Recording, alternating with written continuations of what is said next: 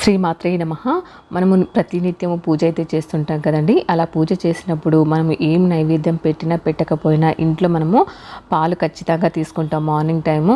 అలా తీసుకున్నప్పుడు పాలు వేడి చేసేసి అందులో కొద్దిగా చక్కెర కానీ కండ చక్కెర కానీ వేసేసి స్వామివారికి నైవేద్యం పెడితే చాలా మంచిదండి. ఆర్థిక సమస్యలు కానీ ఇంట్లో గొడవలున్నా మనశ్శాంతి లేకపోయినా ఆరోగ్యం బాగాలేకపోయినా ఇలాంటివి ఏవున్నా కూడా ప్రతినిత్యము పూజ గదిలో మనము పాలు పెడితే మనకు అటువంటి సమస్యల నుంచి మనకు కొద్దిగా పరిష్కారం అనేది జరుగుతుందండి. మీరు పాలు పెట్టేటప్పుడు మీ ఇంట్లో గాజు కప్పు ఉంటే గాజు కప్పు పెట్టండి. లేదు అంటే వెండి కప్పు ఉంటే మాత్రం ఖచ్చితంగా వెండి కప్పులోనే పాలు పెడితే ఇంకా మంచిదండి.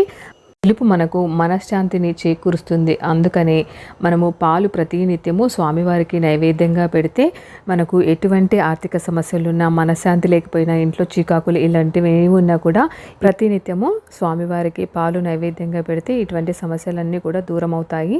ఇలాంటి మంచి మంచి ఇన్ఫర్మేషన్ కోసం మన ఛానల్ని ఫాలో అవ్వండి. శ్రీమాత్రే నమః.